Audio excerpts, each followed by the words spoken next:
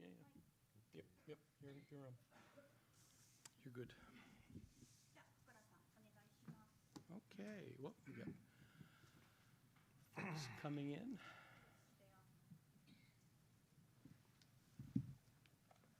All right. We good? All right. So we are started. So thank you all for coming today. My name is Martin Fackler. I'm the chairman of the Professional Activities Committee here at the FCCJ. And I'm very pleased to announce that we have a very interesting and important guest speaker today who will talk about the future of Nissan. And this is Takaki Nakanishi, who I think anyone who's been covering autos knows Nakanishi-san. He's been in the business more than 30 years, started his own firm in 2013, and before that worked for various investment banks. And today's topic is a very important topic in the industry, the future of Nissan, what happens to the company, and we know of all the various things that are happening with autos right now, both specific to this company and also with Japan and also with the world. And so without further ado, I will turn the floor over to Mr. Nakanishi, who will speak for 20 to 30 minutes, and then we will shift to Q&A. So the floor is yours. Okay, thank you, Martin. Nice to meet you, everybody. This is Takaki Nakanishi, Japanese auto analyst. And many of you maybe I have met before. And just briefly introducing myself, I started automotive analyst since that was 1993. So I've been doing this more than 30 years. And I have experienced a lot of event, but this time is quite difficult and quite new paradigm. We are just entering into the this new automotive era, and I'm very much pleased to talking about Nissan. This is I remember about 6 years ago when Carlos Ghosn committed some kind of crime, and there was a big discussion about what's going to happen to Nissan. So I was presenter at that time, and that's some memory to me. But anyhow, let me start my presentation now.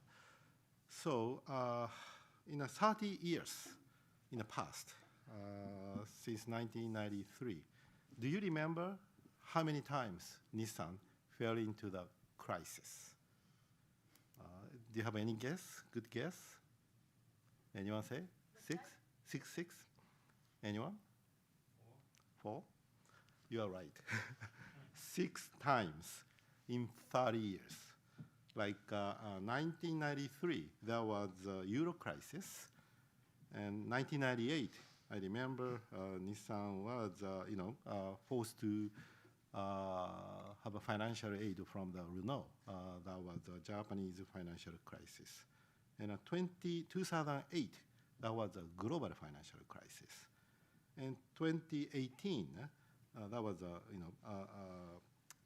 this is a Carlos Ghosn, the management program, management crisis, and then COVID-19, 2020, and now current financial problem in 2024. There are 6 times. So maybe on average, every crisis in every 5 years, which means this is I kind of get used to talking about Nissan's crisis. That's nothing new, and company's employees also they are really getting used to this kind of turmoil.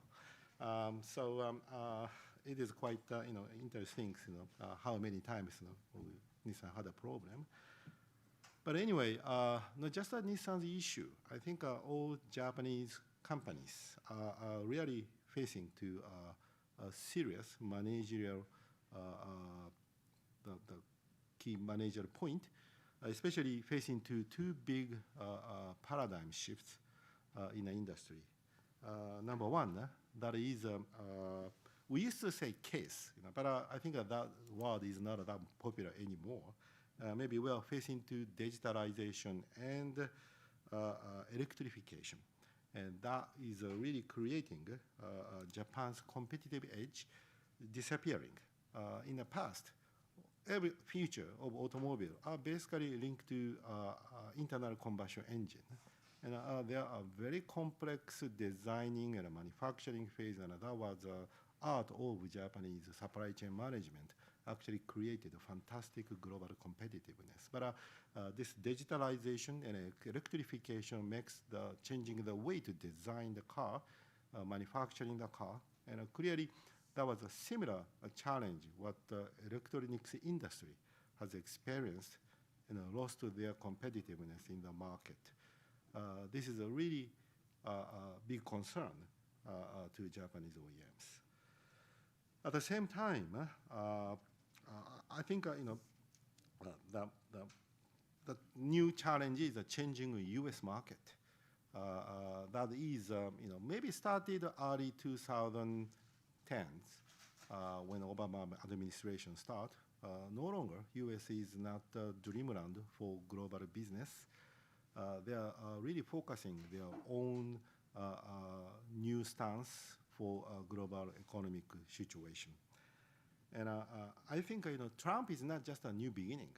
I think Trump, this trend has started in early 2010, and Trump is really accelerating U.S. Quite a standalone new policy, and that is really changing global competitive dynamism in many business area, not just auto, but also basically everywhere. And looking back, Japanese automotive company doesn't have a home market. U.S. has a U.S. market. China OEMs has a Chinese OEMs market. And European car companies has a big European market. But Japan and Korea, they have quite a small home market, and they are basically gaining global competitiveness in the success of where? That's a U.S. market. And that market really scale their business, increase their cash flow, and remaining competitiveness in a global market. So I think Japan is now facing to critically difficult time to losing U.S. affluent U.S. automotive market. That is a second big challenge. I'm not just talking about the tariff. I'm basically talking about change in U.S. market freedomness. So I think Nissan is quite vulnerable, especially in the past 30 years. But this environment really make Nissan to remain competitiveness, and they really need to change clearly the value proposition they has been offering, and that kind of a new strong leadership really need to drive Nissan's new direction. Otherwise, it's going to be a really difficult condition. And that is not only Nissan. That's also probably same issue for Mazda, Subaru, and clearly Honda's automotive business. Maybe Toyota is less affected, but even Toyota, that's going to be a very important big discussion point. So that is something that I feel I just want to address, before getting in more detail about Nissan. And well, thinking about in the past, I think there are 4 major crisis time for Japanese OEMs. As long as my memory is right, because I was still a kid, but in the 1970s, there was an issue for environmental regulation, the U.S. Muskie law. And that was a big challenge, but actually make a good leap of Japanese technologies in the U.S. market.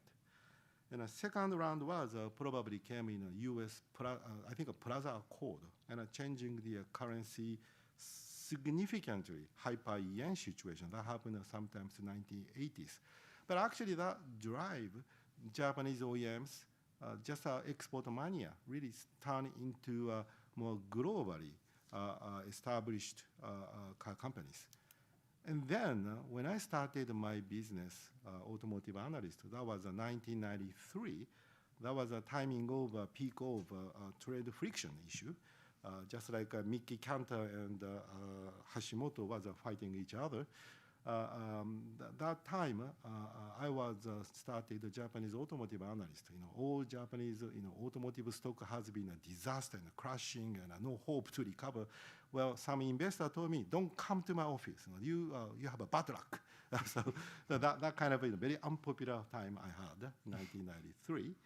But that actually makes the Japanese OEMs become really true global player.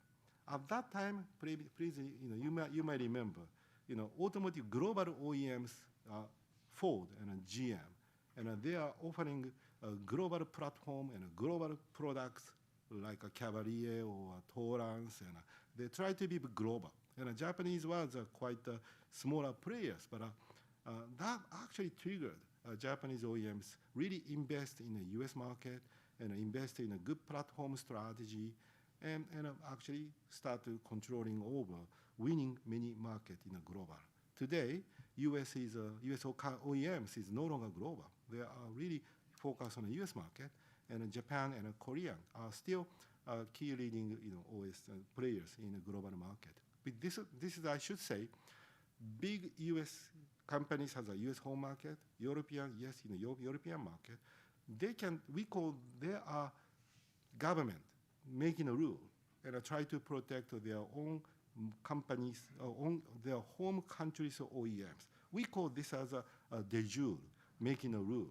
And Japanese OEMs and Korean OEMs, they don't have a good home market, and they really need to have been accepted by customers. That is we call de facto, a strategy.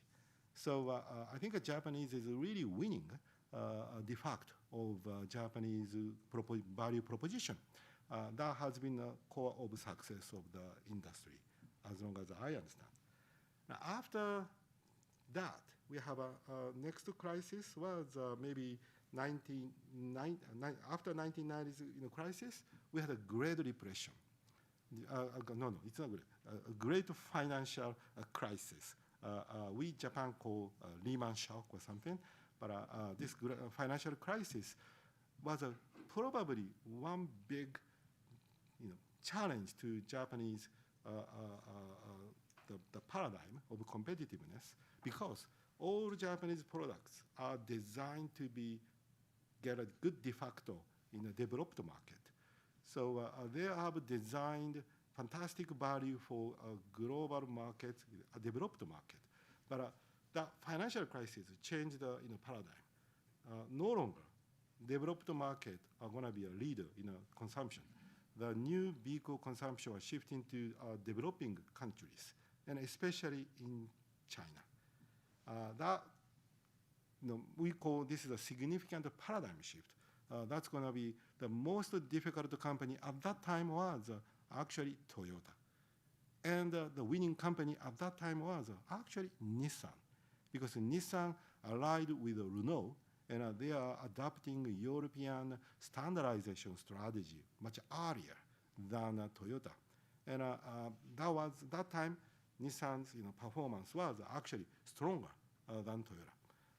But anyhow, that was the recent real significant crisis, and probably Japanese automotive industry really need to overcome the current challenges coming from digitalization and change of the market nature in the US market. So I think Japanese companies can overcome this difficulty and reset their value proposition and try to remain competitive. Otherwise, future of Japan is quite dark. And our competitiveness in the manufacturing industry, that is being led by automotive sector.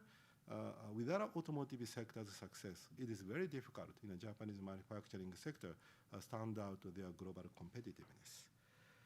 So today's subject is Nissan. As already mentioned, Nissan was a winner at the time of after the financial crisis because of standardization, the lead of the standardization. Toyota was opposite side, very low in standardization. But today, Toyota introduced new TNGA strategy, and Toyota standard was quite closed and outdated, but Toyota changed to more global standard in terms of designing its vehicle. So today, Toyota is so swift and very fast, flexibly introducing many SUVs. Toyota's SUV festival, you probably seen every year, every quarter, Toyota launching a new SUV, and that is really fruition of changing the company's way to do the business. Toyota was so proud of their outdated, traditional Toyota way, but they have really learned during 1910s, and they really understand adapting new standardization strategies, and that is really driving Toyota's success today. So what went wrong, Nissan? Is it because of Carlos Ghosn? Well, actually, I disagree. Nissan is just Nissan. Carlos Ghosn made a fantastic turnaround in the first 10 years. The rest of the 8 years, that was a big question mark. But it is a fact. He brought Nissan into a globally highly competitive automotive company, and a very outstanding standardization, and a very swift launching of new products. But today, everything really not really doing well for Nissan. And I think I summarized this. Sorry, this one you don't need to look at. This is my note. I pointed at 6 reasons why Nissan is not doing well. Maybe 6 years ago, when Carlos Ghosn was arrested, and at that time, I named it Nissan as re-Japanization. I think that was, in my understanding, I think the Japanese management team tried to push out Carlos Ghosn to get Nissan back to Japan. And that re-Japanization simply just remembered the very bad habit of Nissan used to did in the past. And that is, I think, 5 key factors I summarize. Number one, they are very slow in decision-making process. That may be due to very complex organization, too many executives, and dual reportings, triple reportings, quadruple reportings. There are many approval processes, so complex. But to me, it's not just an organizational issue. It's simply Nissan really hate to make a decision. Okay, so I think this is it's a tradition, and Carlos Ghosn changed that things because Carlos Ghosn makes a cross-function system, but that time the decision making was so quick. So, but traditional Nissan, re-Japanized Nissan, very slow in a decision making process. Okay, and that's the first reason. The second reason is human resource vitality that has been so stagnant. I think in the past, since especially 2018, there was a key executive members, update. It's actually happened so often, but since then, there are quite long tenures, and I think many young executives, like age of 40s or maybe early 50s, they couldn't have a chance to really perform their capabilities in the current Nissan's organization. I think Nissan is a very diversified and very globalized. There are many competent people are gathering globally from the U.S., from the global market. But other than speaking good English, I don't think the capability is still some kind of question mark. So diversity tend to go to English-speaking capability, not personal capability, management capability. So that type of the management human resources has been quite. I think in my view, that's quite a bit haphazard. And thirdly, Nissan really deny the real picture of their self, how much they can really sell, and that what kind of value really appealing to the customers. That kind of a rational judgment, Nissan refused to look at the reality. So that's always that issue. And in the past, I asked to previous CEO, Uchida-san, he aimed to go 5 million units sales. And from analyst point of view, that's an impossible number. But he said, oh, because we need a basic number, basic volume. And Nissan can sell 5 million because we are selling 5 million before the COVID-19. But things has really changed. But Nissan refused to see, their real picture of itself. That is a, third reason. And fourth reason is organizational corporate culture. Since the Nissan's crisis in the 1980s and 90s, well, it's been a consistent. And Nissan is a really siloed organization by function, like a design and also the manufacturing, technologies, marketing, they are all siloed. Well, I think I have this siloed organization. They think they tend to complete their business within a siloed functional, functional silos. They don't communicate that well, and that happened many times in the past. One good example, company auto tier 1 company Marelli. Marelli was in a serious financial problem, and Nissan was one of the major customers. And at that time, when Marelli was a really big financial crisis, I think Nissan put a lot of financial pressure to that company, but still procurement team really relying on module processing by Marelli. And then I asked one person of the public relations, are you guys pushing this company so tough? Are you okay? If Marelli go bankruptcy, can you make a car? And that guy laughed. How, honestly speaking, we cannot any single car make, if Marelli go bankruptcy. So that is really same as a Nissan's crisis. So there is no function, collaboration together, procurement team, financial team, and also marketing team. They are really not communicating that well. This is a typical Nissan. And for me, it's nothing new. And employees, yeah, they are very get used to. So they were not really surprised. They are really doing something wrong. But that's Nissan's history. So a lot of people criticize Carlos Ghosn, but I think he did a fantastic job in the first 10 years of Nissan's turnaround. And Nissan, Carlos Ghosn kind of went for wrong direction, last his 8 years. And now Nissan re-Japanized and repeating their mistakes again. So that's Nissan's today's crisis. And I think we probably need to address more specific one. Maybe I have 7 minutes more to go. So maybe you are interested in is Nissan can be turned around or not? My answer, at this turnaround plan prepared by Mr. Uchida, of course, that is impossible. Mr. Uchida-san himself said, this is just things get back to normal.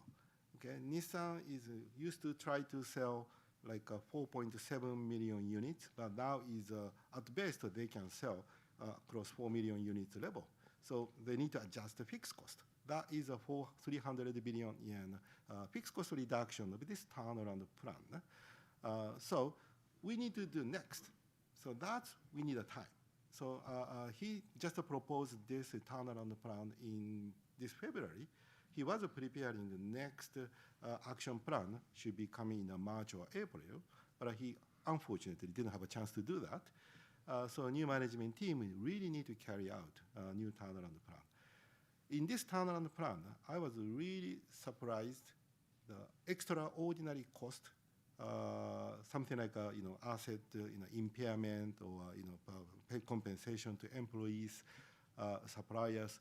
That is they say only 100 billion yen, and that I was really amazed. That's not a real plan. I think Nissan is not really reducing capacities, not really reducing the number of the peoples, not really changing the business. They just are trying to lower the fixed cost. One good example, in their turnaround plan, they say that we're going to cut 300 billion yen fixed cost, in which how much cost reduction come from closure of the plants? They said, we are closing down 1 million units. Okay, that's a good way to go.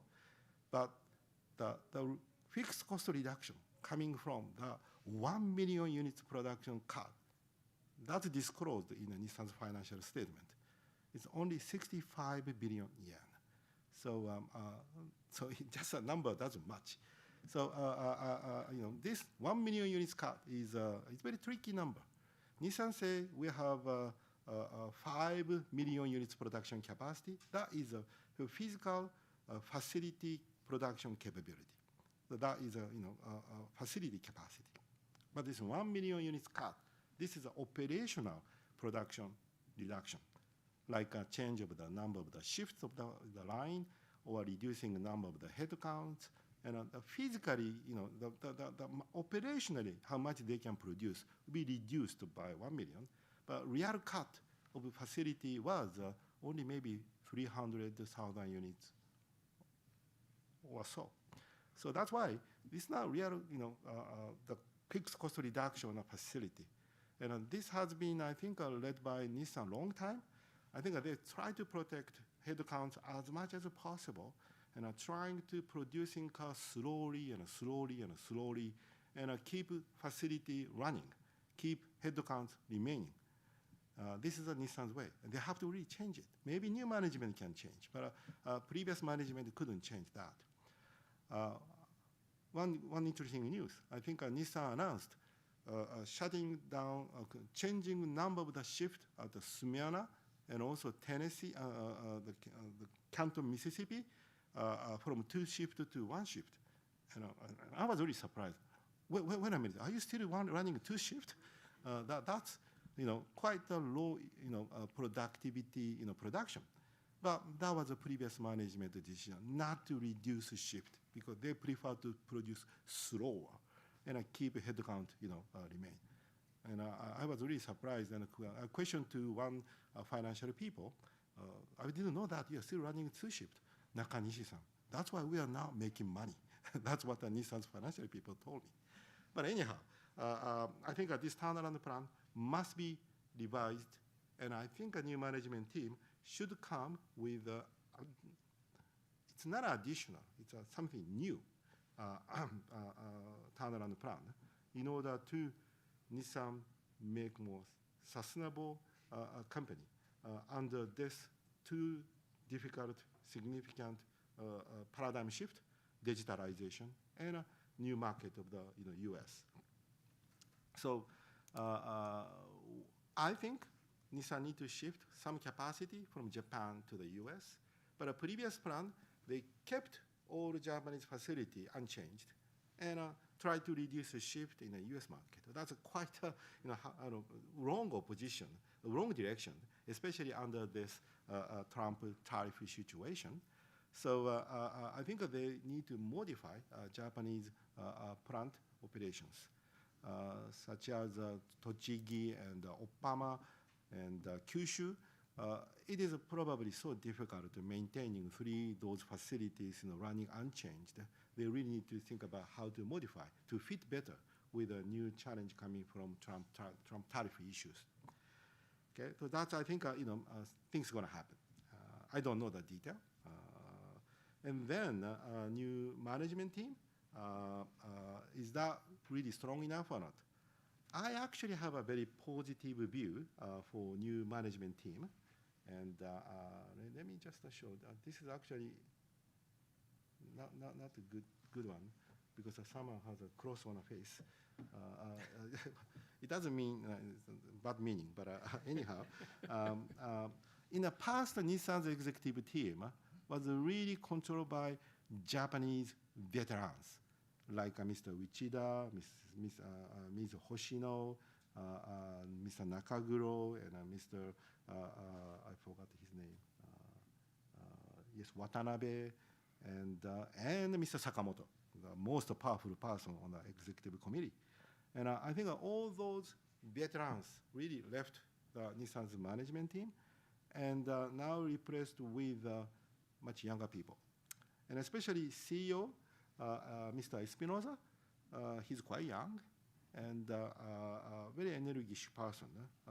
Actually, I talked to many Nissan's people who have a interrelationship with Ivan.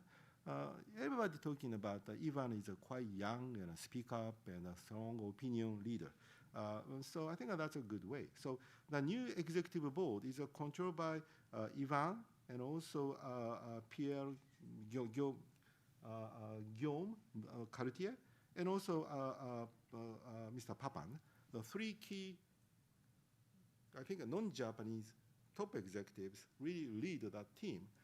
Then functionally, just like a chief production officer is now moving to Mr. Hirata, and also a technology person. This is he become also a member of the board, Mr. Akaishi. But honestly speaking, Mr. Akaishi who? That was my initial reaction. Probably many people reacted a similar way. But I think that this is a really young, really new leadership, really coming together. I think the relationship between Mr. Akaishi and Mr. Ivan Espinosa are doing very well. So that is, it's not something like a CEO and chief production officer fighting each other. It's really collaboration can be maintained. And also another big move, I think Mr. Sakane replacing Mr. Watanabe, and he is becoming a chief strategy officer. So the strong decisions are led by three non-Japanese executives. Then, functionally, they are supported by quite young Nissan proper new executives. So I think that this team probably have a chance to make a lot of quick decisions and also respond to the market. And also, honestly speaking, of course, alliance partners such as Honda, maybe Foxconn, I don't know, maybe Amazon, I don't know. But anyhow, there are many media stories here. So that things I think a new management team has a good chance to really turn around this crisis. So I believe Japanese companies are really in challenging situation, but if they manage well, there are, of course, good future. I believe Nissan taking this opportunity led by the new team, I think they can make a decision. Eventually, they are coming to the phase to make a decision. So I hope this new management team, in a sense of this crisis mode, really drive Nissan's turnaround. Of course, a difficult time, but I basically support their turnaround actions. And I think Japanese automotive sector really need to remain global competitiveness. We cannot give up this industry. So I think Nissan's revival is a quite important part of this Japanese global competitiveness. So that's, I conclude my presentation. And I have a lot of slides. So if you have a question, maybe I can explain in more detail with the specific numbers, just like Analyst. So thank you very much for your attention. Thank you. Great. Thank you so much, Nakanishi-san. We really appreciate it. I want this to be a chance for the journalists to dig deep into a very important and iconic company. So what I hope is they give the journalists a chance to speak first. And if you would raise your hands and go to the mics in front and introduce yourself and ask your question. And please make it a question, not a lecture. And I will use the MC's prerogative to ask the first question. You mentioned the arrest of Carlos Ghosn was the re-Japanization of Nissan. Now we have 3 foreign members at the top, you mentioned. Is this a de-Japanization of Nissan? Is there a sense of crisis in the company that this could really take it in a different way to fix these cultural problems you mentioned, the silos, the denial, the slow decision-making, et cetera? I just wonder your thoughts on that. Okay, thank you. I think management team, executive management team, this EC committee, clearly this is a de-Japanization. So more non-Japanese top executives have a strong leadership to making decisions and directing the company.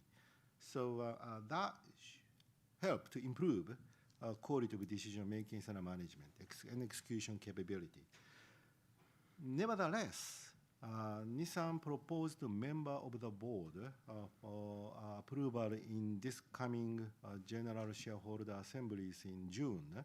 And there are 4 executives from execution, including Mr. Uchida, Mr. Sakamoto, and 2 people from Renault.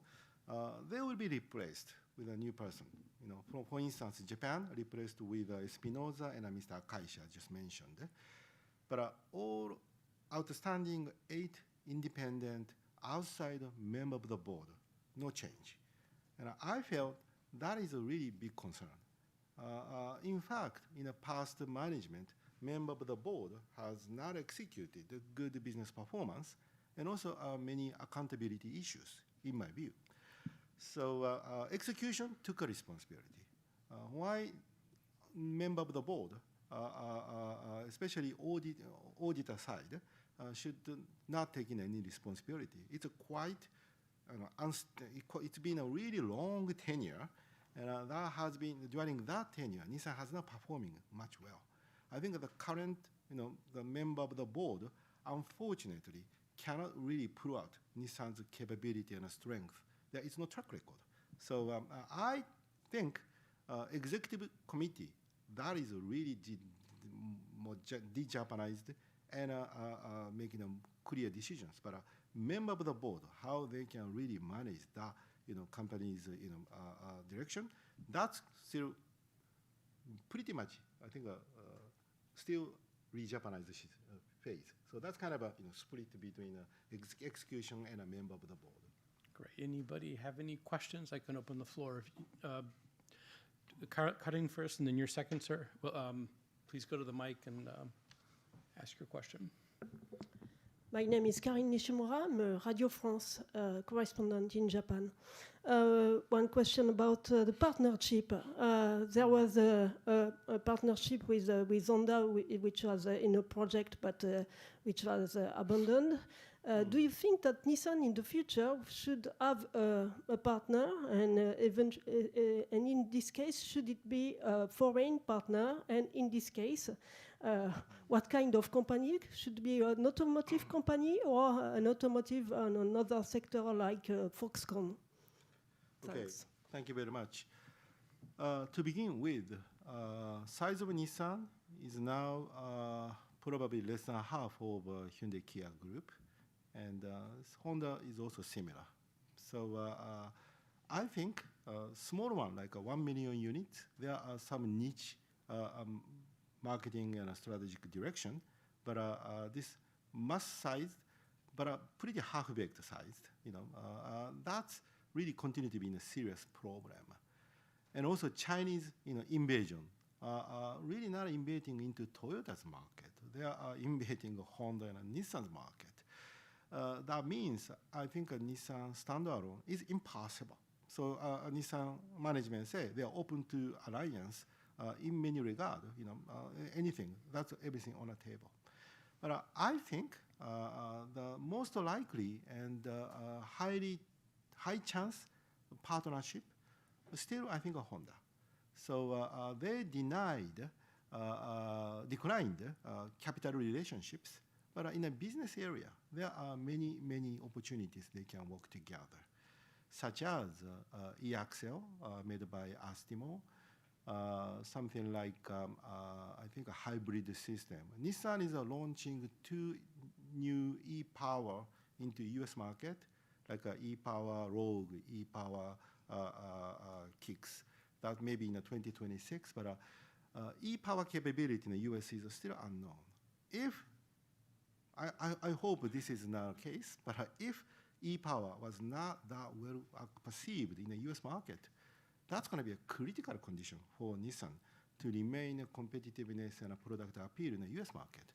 Of course, they can stick to their own e-Power, but at the same time, they also need to consider, Nissan may also consider the use of Honda's hybrid system, just broadening their technology availability. So there are many, many, I think, way to collaborate together. But why the alliance failed. I think a lot of people say Nissan's pride. Well, I think when Nissan signed the MOU to merging with Honda, their pride is gone. Everybody thinks that is a Honda-led merger. It's not a Honda's pride. I think it's not an issue as a Nissan's pride. I think the issue was Honda's way to negotiate the relationships. Well, Honda, thinking about their strategies, they are really highly vertically integrated. Their own technologies for SOC, ADAS, AD, and also batteries, and everything was try to make their vertically integrated technologies. And they have a plan to launching that technology, say 2028. So there are development lead time. They have to really start developing maybe today.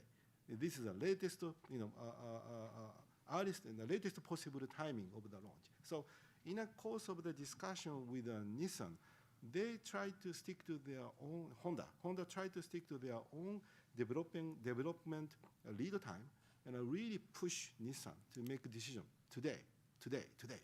And Nissan, they have a skepticism about Honda's long-term development strategy, technology target. I think that was not Nissan is not able to accept making an answer today. They probably that was a really cause of collapse of merger talk, and that was probably because MOU was signed in a vague agreement about the governance issue. Nissan thought that is a merger is a two governance structure, but Honda thought essentially that is one governance structure. That was really the mistake made really beginning of signing MOU of merger last December. So unfortunately, this won't come back. But I don't believe there is no strategic unification between Honda and Nissan. They will continue to have different strategies, but business-wise, they should collaborate more than I think the August 1 MOU. That was a technology agreement made in the last year. That probably expand more into not just the technologies, but also in the business relationships. So that's a choice number one for Nissan. And choice number two, maybe I think Ivan Espinosa, he is actually not a big promoter, in my understanding, merging with Nissan, Honda. And I think he has a more independent Nissan unique products and technology and value.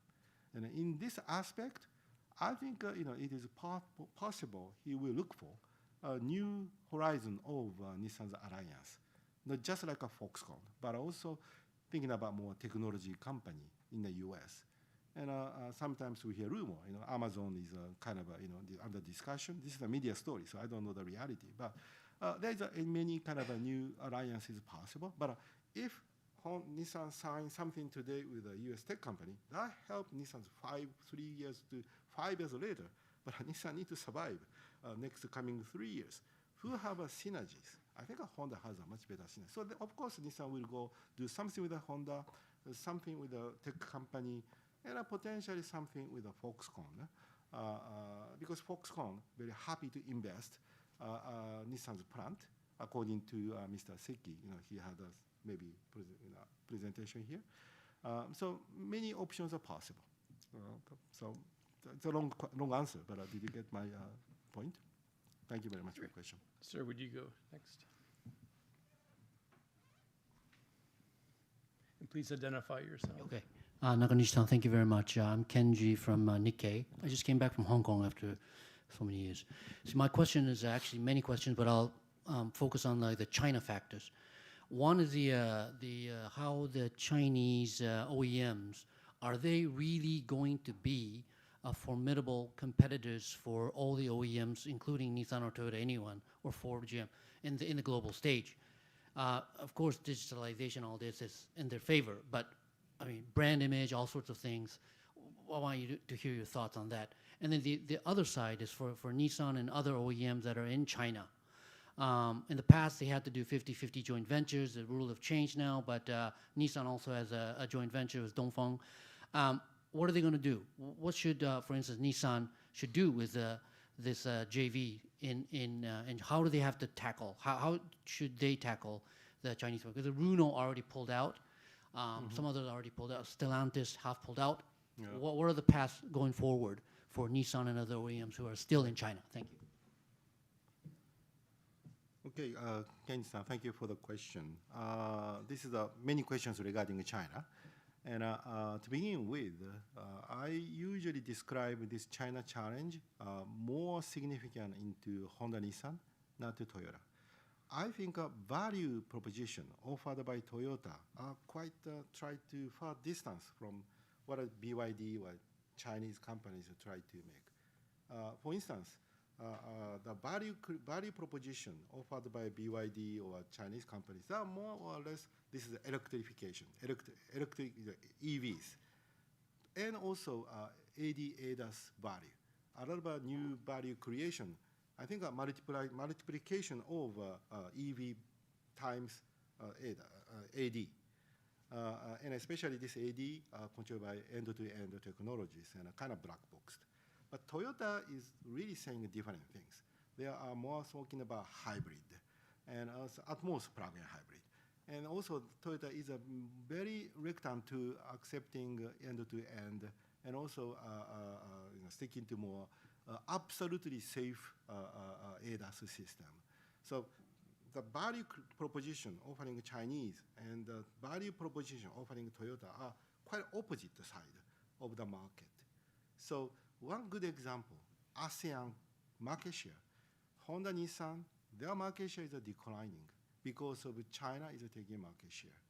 But Toyota's market share has not that declined. Actually, it depends on the period, but Toyota's ASEAN market share increased while China competition is increasing. The similar thing happened in state of California. Tesla took 15-20% market share. Who lost the market share? That was largely Honda and Nissan. Toyota's market share is quite stable. Same thing happened in Thailand.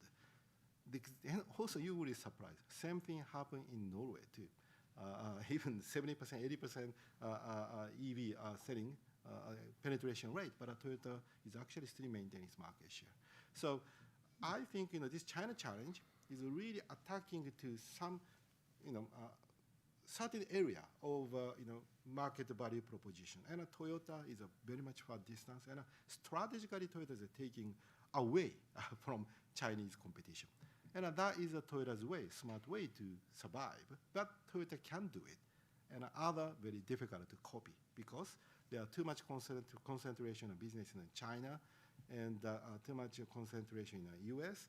So there is not time allowed to accepting such a opposite like a blue ocean opposite way direction is very difficult. So China business and China penetrations, I think Honda, Nissan will be significantly, I think, damaged, not just in China, but also the rest of the market.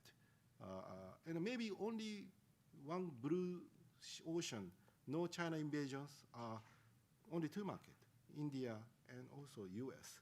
And those two markets, Honda, Nissan, are not competitive under this US tariff situation, India market competitiveness. So they are in a very difficult condition.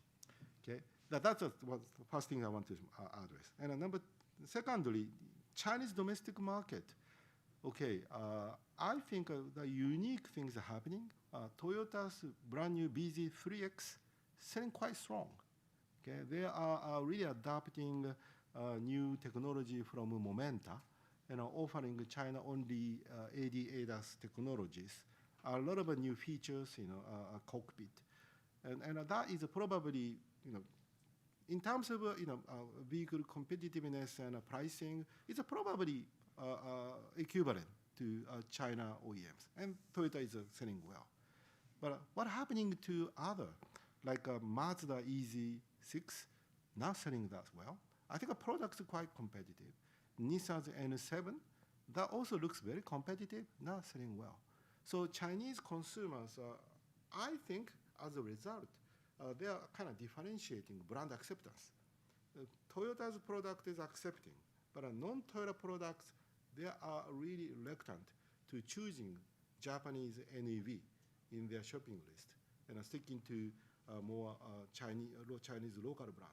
If that really continue, I think that is a really crisis for brands like Nissan or Honda really stay in a business in the Chinese market. So they have to really find a way how to mitigate this situation. The products are getting similar.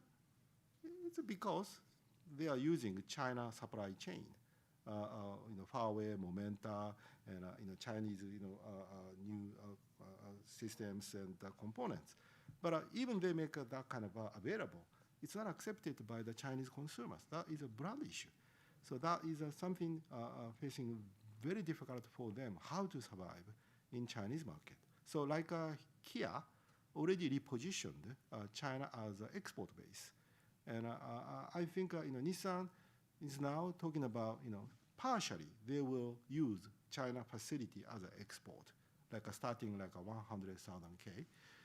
But in the future, more aggressively, I think Nissan may turn into the China capacity in the export base. And as for Nissan, this is a little acceptable to do because Nissan is withdrawing from ASEAN countries. Then Nissan can do it. But Honda is trying to survive in China, and try to survive in India, try to survive in ASEAN. So they are kind of stretched and are very difficult to turn China as an export base. If brand is not coming back, I think Honda has a more serious problem for the long-term future, in my perception. So that's maybe I switch to the next question. Gentleman here, and let me also get Harry. So you want to go first? Yeah. We got about 10 minutes left, so. Quick as I can. Peter Lyon with Forbes. You mentioned brand recognition.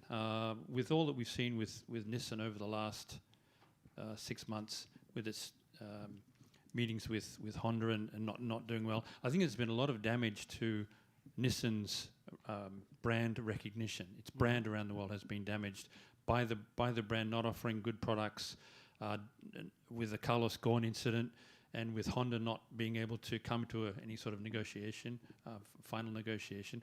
How do you see Nissan going forward at the moment? Its product lineup does not seem to be very strong.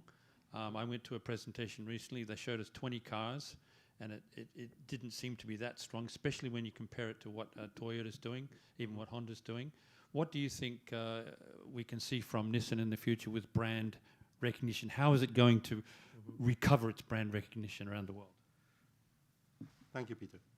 To begin with, I attended the same event, 20 new cars, and I thought even have to deal with a very tough job next coming 2 years, or maybe at most 3 years, because the car has designed 2 to 3 years ago.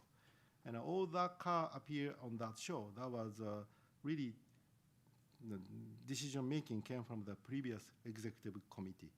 Even Ivan was a part of that. His voice was not that strong enough that time. So I think Nissan's product competitiveness issue probably continue. The situation simply a little get better, but won't solve the fundamental essential issue for to medium-term time horizon. So a new car will be started developing for more Nissan's brand value oriented, and also based on a new value proposition, and led by a new management team. We need to wait until 2008. Okay, so 2028. That's right.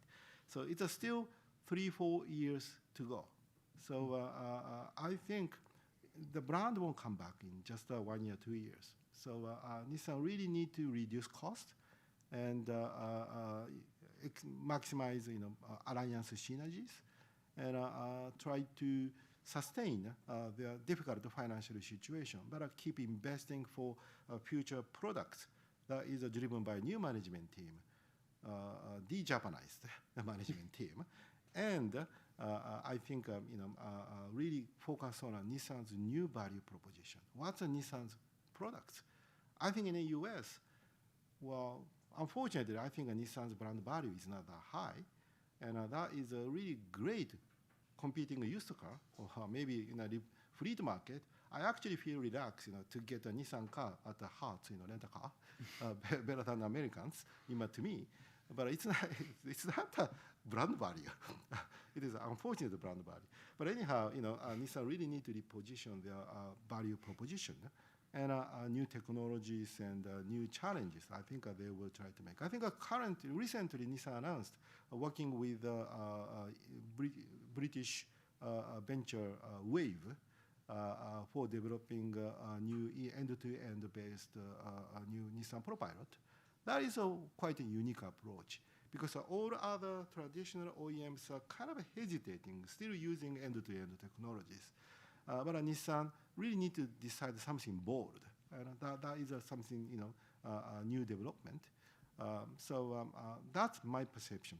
It is impossible to turn around in just a 2 to 3 years time horizon. But if Nissan can survive, they are able to really deliver new Nissan's good product momentum and a Nissan strong value recovery within after difficult 2 to 3 years current product, the series of the current products.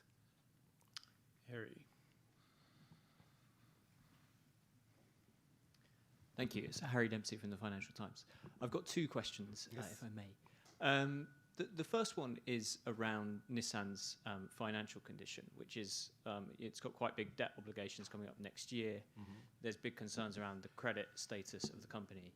Yes. Do you think from that perspective, when we're talking about partners, Nissan actually needs a partner to come in and give it some form of a capital injection at some point soon?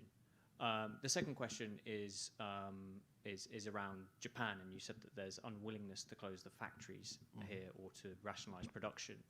Do you think what do you think is the issue for that? Is it just simply management under Uchida was unwilling to do so, or is it resistance from the Japanese government? What do you see to be the key obstacle for them doing that? Okay, thank you for the 2 questions. Number 1, I think financially Nissan is quite difficult. Automotive cash flow staying negative even in fiscal 25. They need to redempt total 650 billion yen bond. And at this current CDS, I think it is probably cheaper to just using their cash on hand to redempt the bond maturities. So they have a 1 trillion yen cash on hand, but with expectation of continuing losing automotive cash flow, maybe in a negative size of maybe 300 to 400 billion yen, and redempting 650 billion yen corporate bond, which means 1 trillion yen cash will be wiped out quite easily. So Nissan is a cash rich today, but maybe 365 days later, it's not that cash rich. So I think financing is really need to consider. Nissan need to consider how to keep the maintaining good financing situation. And I cannot answer how today, but you can imagine. So I think Nissan is better to be more capitalized under the risk coming from the automotive business, tariff cost, and also market gonna slow down. I think USR will come down maybe at least 10% or something. US, China, Europe, maybe even ASEAN, elsewhere. I think demand will get weaker. So Nissan need probably additional capital. And how to? There are many options. And so that I think my perception, they need it. And second question was Japan facility. I don't think that was really reflecting Japanese government ideas to keeping a Japanese domestic facility. That decision was really led by Nissan's management team, in my understanding. In fact, I personally think the relationship between MITI and Nissan are not that good. I think that's my perception. don't quote meaty people say that, that is wrong. I personally think relationships are not that good compared to the past. So the decisions are not that harmonized with the government. That is really Nissan-led. But at that time, Nissan thought maybe previous management in a turnaround plan, they prefer to maintain Japanese domestic employees, as many as possible. Just don't want to repeat tragedy of closing facility happened in the past. They experienced Murayama, they experienced many plant closures, and I think the management really this is a re-Japanized management team, right? So they emphasize more stability in the Japanese domestic plant. But now tariff situation, simply that kind of a sentiment, sympathy, is not workable at all. So I think Nissan really need to adjust domestic production facility. At the same time, they need some support transforming automotive plant to something different, such as electrical components. That one idea. So that type of the transformation, maybe government can support that kind of a change of the production facility. But I personally expect Nissan will do additional more adjustment on the production facilities inside Japan. Probably that should coming from the new management, based on my speculation. Okay, well, thank you very much. Mr. Nakanishi has to run to the Shanghai Motor Show, so he's got to go to the airport like right now. So thank you so much. I thought it was an excellent and insightful hour. Thank you so much for sharing your insights and your knowledge. At the club, we have a tradition of giving a one-year honorary membership to our speakers, and so I'd like to present you with one and say thank you very much. Thank you very much. Thank you so much. Thank you. For coming, and I hope to see you around the club. But thank you so much, and that we'll call it to order today. I like salmon salad. In this Okay. restaurant. That was introduced by Roger Schrefer. The salmon salad. Okay. Yeah.